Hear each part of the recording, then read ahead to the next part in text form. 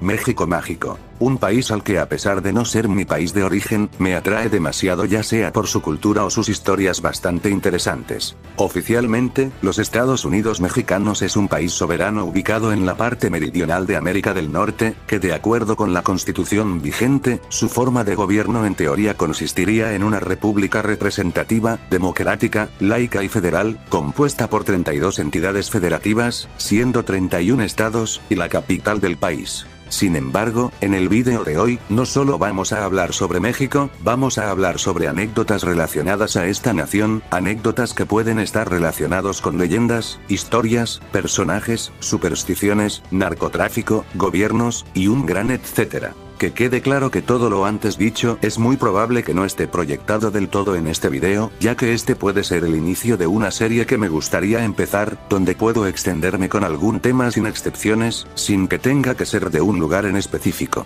Así que, si este video llega a gustarte, me agradaría que dieras un pulgar arriba, ya que daremos un paseo en los relatos habidos y por haber en la historia mexicana. Comenzamos.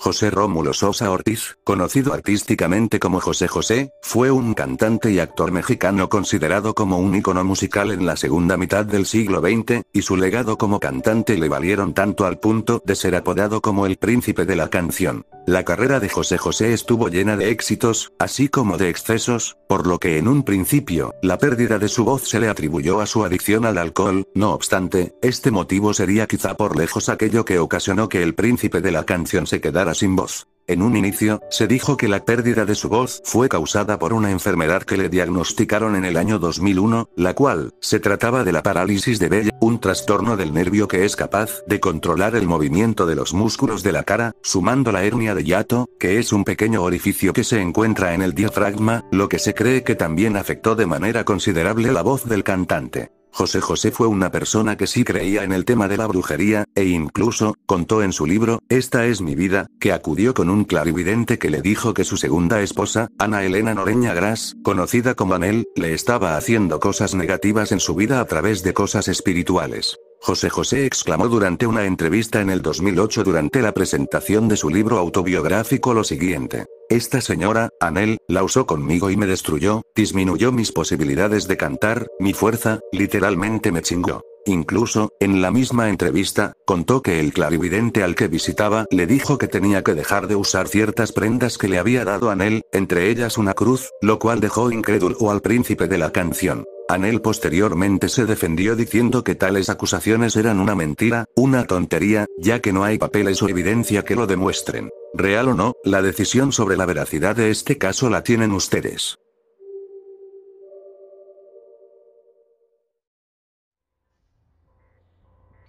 En junio del año 2009, la Organización Mundial de la Salud declaró establecida la situación de pandemia debido a un virus de influenza A, de origen porcino. El origen de la infección fue por una variante de la cepa H1N1 con material genético proveniente de una cepa aviaria, 2 cepas porcinas y una humana que sufrió una mutación y dio un salto entre especies de los cerdos a los humanos para después permitir el contagio de persona a persona. El virus empezó a producir casos de gripe en el mes de marzo en México, y a partir de mediados de abril, en 6 semanas después se extendió por todo el mundo, transmitiéndose de forma ligeramente superior a la de la gripe estacional, y aunque su patogenicidad y virulencia eran bajas, los grupos más afectados eran niños, jóvenes y adultos de menos de 30 años, y la mortalidad se concentró mayormente en las personas de 20 a 50 años. El brote inicial en México se detectó por primera vez en el Distrito Federal, donde la vigilancia comenzó a partir del 18 de marzo, y según las autoridades de la Secretaría de Salud, se estimó que el 90% de los primeros 45 muertos iniciaron los síntomas antes de conocer la existencia de la gripe A, pero comenzaron a sentir los síntomas antes del 23 de abril del 2009, asimismo, se les hizo un diagnóstico y tratamiento de neumonía.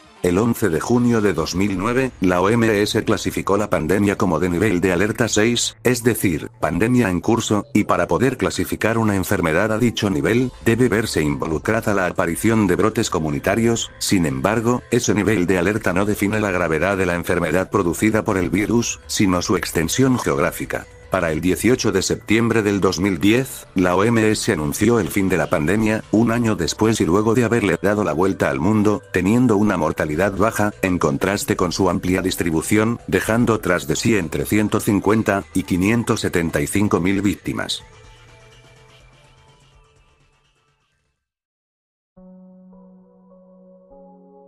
El árbol de la noche triste, es un ahuehuete de más de 500 años de antigüedad que se encuentra ubicado en la calzada México-Tacuba, en Ciudad de México. Se le conoció como árbol de la noche triste en alusión a la noche en la que Hernán Cortés y sus hombres se pararon a descansar cuando escapaban de Tenochtitlán y los mexicas, en donde también lloró su derrota el 30 de junio de 1520. Aunque no existe ningún documento que sustente este hecho como verídico, el árbol sigue sobreviviendo hasta la actualidad. Sea o no un mito, el árbol de la noche triste ha sido blanco de actos vandálicos, siendo incluso quemado en 3 ocasiones, exterminando por poco su vegetación. El primer incendio registrado ocurrió la madrugada del 2 de mayo de 1872, cuando un individuo de origen español roció petróleo al corazón del árbol, provocando que al incendiarlo, las llamas se propagaran hasta la copa. El segundo incendio y el más voraz, ocurrió la mañana del jueves 10 de enero de 1980, durante la celebración del aniversario de la parroquia denominada Brote Sagrado, donde se dijo que las chispas de los juegos pirotécnicos y cohetes alcanzaron la árida corteza del árbol. Los bomberos lucharon varias horas para combatir las llamas de 4 metros de altura, por lo que se tuvo que recurrir a una escalera telescópica para evitar un desmoronamiento. El último incendio perpetrado contra el árbol, aconteció la madrugada del viernes 11 de septiembre de 1981, cuando unos vándalos lo rociaron con un líquido inflamable y le prendieron fuego, cosa que exterminó la poca vida que quedaba de él, aunque por supuesto, el árbol ha sido sometido posteriormente a reconstrucciones y la injertación de nuevos retoños en su corazón.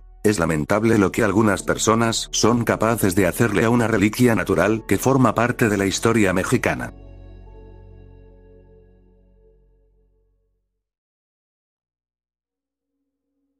Hace un tiempo, varios usuarios en redes sociales hicieron popular una supuesta creencia de algo que llaman la maldición de los 28. Esta maldición consiste en que grandes famosos o figuras reconocidas fallecen en un día 28, y entre los artistas que se relacionan con dicha maldición, están los casos de Juan Gabriel, quien falleció el 28 de agosto del 2016, debido a un infarto agudo de miocardio en su departamento de Santa Mónica, California. José José, falleció un 28 de septiembre del 2019 debido a complicaciones por cáncer de páncreas a sus 71 años. Armando Manzanero, murió a los 85 años luego de luchar por varios días en el hospital contra la COVID-19, perdiendo la batalla un 28 de diciembre del 2020. Roberto Gómez Bolaños, falleció también un 28 de noviembre del 2014 a los 85 años por complicaciones respiratorias, mientras se encontraba retirado en su residencia de Cancún. Manuel El Loco Valdés, murió el 28 de agosto del 2020 en Ciudad de México, debido a un cáncer cerebral y complicaciones de un cáncer de páncreas que le detectaron en el 2017. Esta extraña coincidencia en donde todas estas celebridades murieran un día 28, aunque sea de distinto mes y año, es lo que hizo a los usuarios creer en la existencia de una verdadera maldición. Pero ¿tú qué crees? ¿Serán unas simples coincidencias, o una señal de mal augurio?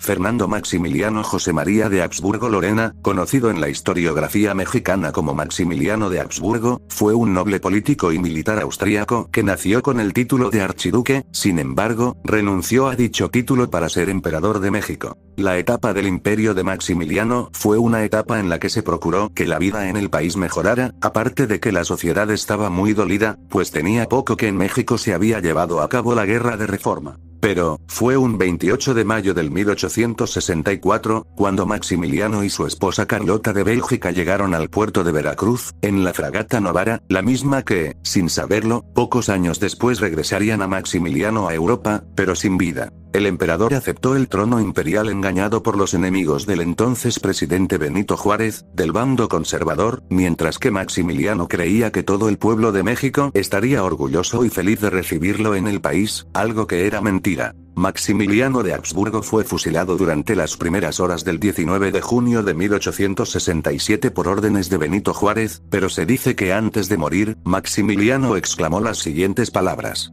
Moriré por una causa justa, la libertad y la independencia de México, que mi sangre selle las desgracias de mi nueva patria, ¡viva México! El emperador, en total, recibió 5 impactos de bala en su cuerpo, distribuidos entre el pecho, el abdomen, y un tiro de gracia que recibió en el corazón. Al mismo tiempo, el cuerpo real fue recogido y envuelto en una sábana para depositarlo en un ataúd esa misma mañana. Luego de un malogrado embalsamamiento de 7 días, el cadáver real dejó Querétaro rumbo a su peregrinar en la Ciudad de México, teniendo una duración de 214 días, en los que aquel cuerpo sin vida vivió de todo tipo de descuidos y maltratos, lo que sumado al pésimo embalsamamiento, provocó que el cuerpo llegara ennegrecido y convertido en un completo desastre, debido a que se estaba pudriendo. Juárez, al ver el resultado del cuerpo, pidió un nuevo embalsamamiento, para después permanecer un tiempo en la capilla de San Andrés, hasta que llegó un comisionado por la Casa de Austria para recoger sus restos. Actualmente, el cadáver de Maximiliano descansa en la Sala de los Príncipes, a un costado de la cripta de los emperadores de la Iglesia de los Capuchinos en Viena, Austria.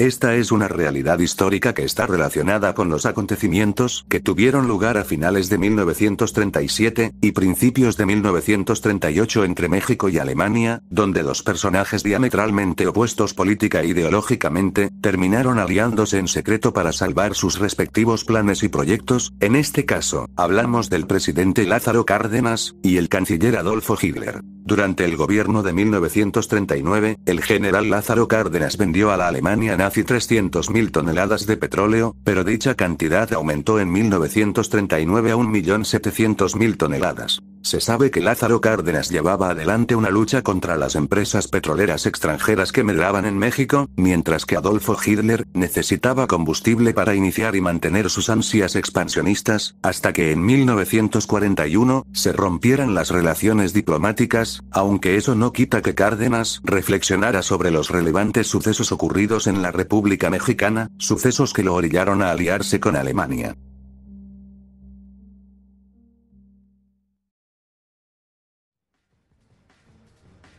Esta es la historia de uno de los presidentes más polémicos de México y su pierna que en 1838 se convirtieron en dos entes con suertes separadas. Un año antes de que Antonio López de Santa Anna asumiera la presidencia de México, algunos oficiales de su ejército fueron a comer al restaurante del señor Remontel, un francés que había llegado a México para abrir una pastelería, quien además acusó a los militares de haber comido sin pagar, y como la presidencia de México se negó a pagar 60,000 pesos que el pastelero pedía como indemnización, el gobierno francés decidió intervenir con 10 barcos llenos de soldados que desembarcaron en Veracruz. El 4 de diciembre de 1838, mientras el ejército mexicano trataba de hacer retroceder a los franceses, estos respondieron con cañonazos, haciendo que uno de los disparos alcanzara la pierna de Santa Anna, por lo que tuvieron que amputarla casi inmediatamente. Esta fue una pérdida muy profunda para él, pero también una gran herramienta para sus futuras campañas, pues nadie iba a decirle que no al presidente que dio su pierna para defender a México. Santa Anna ordenó que enterraran su extremidad en el Jardín Maga de Calvo, su hacienda predilecta de Veracruz, donde se realizó una ceremonia religiosa con honores militares, pues la pierna de Santa Anna fue, por así decirlo, un héroe nacional. Unos años después, el 27 de septiembre del 1842, Santa Anna ordenó exhumar su pierna para tenerla más cerca y darle el sepulcro que merecía, por lo que, metidos en una vitrina de cristal, los restos de la pierna recorrieron el tramo de Veracruz a la Ciudad de México acompañados de un cortejo fúnebre y vítores por parte de los simpatizantes del presidente, y ya una vez en el cementerio de Santa Paula, actualmente llamado el Paseo de la Reforma, varias personas le dedicaron exagerados discursos a la pierna muerta, como si se tratase de un amigo de años al que le debían la vida, o como si fuera un valeroso soldado. No está de más decir que en 1844, un grupo de opositores robaron la pierna y la arrastraron por toda la ciudad, hasta perderla en un lugar desconocido, por lo que hasta ahora, nadie sabe cuál fue su destino.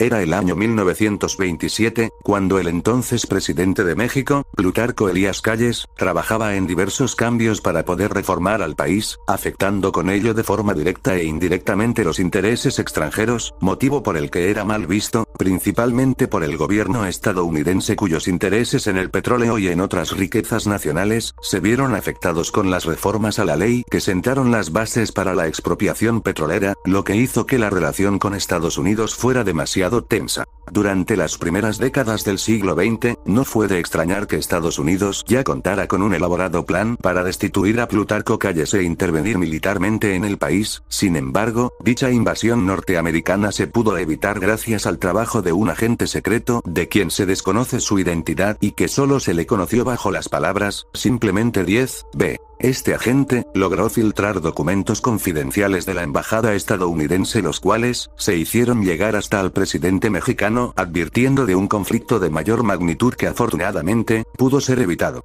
El misterioso agente de quien se desconoce prácticamente todo, escribió más de 300 reportes con información clasificada, además de conseguir copias de los planes que consistían en ataques armados e intervenciones militares contra Cuba y Centroamérica, así como casi 7000 memorándums con mapas militares y cartas del Departamento de Estado y Defensa de los Estados Unidos. A raíz de las filtraciones, se iniciaron negociaciones bilaterales entre ambas naciones, donde el presidente de Estados Unidos prometió no invadir el territorio mexicano, mientras que Plutarco Calles aceptó revelar el nombre de todos sus agentes secretos con la condición de que los que se encontraran presos fueran liberados y nunca pudieran ser enjuiciados. Por su parte, el agente 10B mandó su último reporte fechado el 23 de mayo de 1927, a lo que posteriormente desapareció completamente y hasta la fecha, nadie conoce su identidad, pero sin duda fue un personaje crucial para la historia de México y la defensa de la soberanía.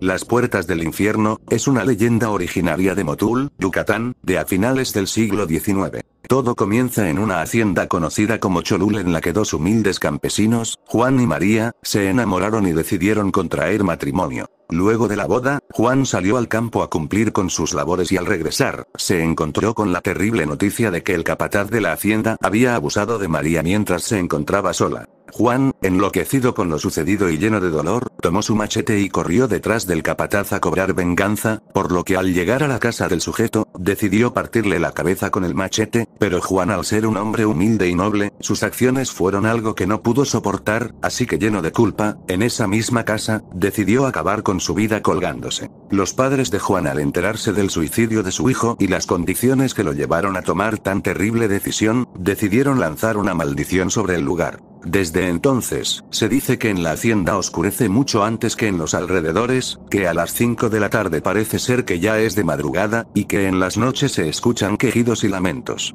Muchos lugareños señalan que han visto grupos satánicos acudir al lugar a realizar trabajos, y ha sido tal la popularidad entre esos grupos que los vecinos montan guardia en el panteón de Motul para proteger los cuerpos de sus familiares muertos. A pesar de que en ningún momento de la historia se hace mención al diablo, la leyenda se nombra así debido a que muchos mencionan que en una de las puertas del lugar, hay un letrero que tiene escrita las palabras, "Bienvenido Satanás".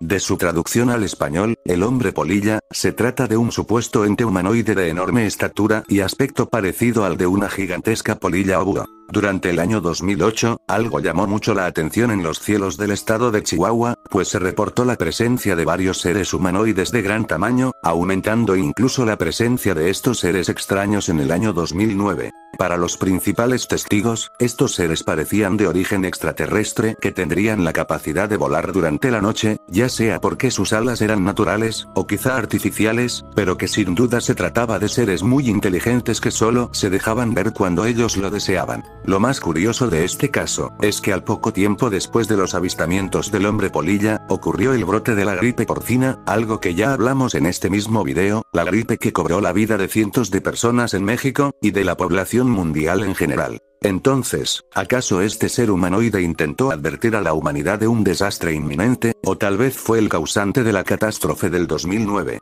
La verdad es que no hay una respuesta o explicación alguna, pero algo que hay que tener en cuenta, y es que si este ser vuelve a ser visto en algún lugar, su aparición atraerá muerte y destrucción.